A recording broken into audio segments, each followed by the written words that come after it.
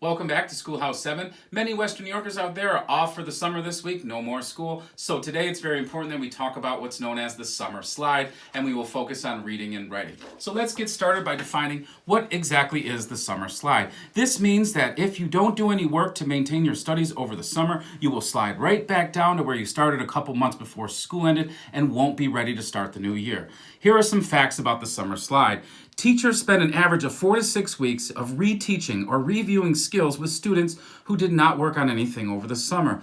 2.5. Students who don't read over the summer lose 2.5 months of reading development. And lastly, summer learning loss accounts for 2/3 of the 9th grade achievement gap in reading. Okay, but there's some good news about the summer slide because 80% of students agree that summer learning improves ability, motivation, and attendance. 90% of teachers agree that summer learning equals more success in the classroom in the fall, and 95% of parents agree that summer learning equals more success in the long run. So, what can we do for reading over the summer? Here's one really cool idea. My daughter and I made this morning. This is her new summer reading checklist. These are 8 things that we will do to keep her reading over the summer. Like number 1, write a poem about your favorite book. When she completes these, she'll check them off. What about this one? Number 4, read a book about a place you want to visit someday. She'll check it off when she does that. Moving down, how about visit a library to attend a program or check out a book? And lastly, read a book outside. Cool, that's reading. How about writing? We created a summer writing jar with a bunch of strips of paper in it. The strips of paper say things like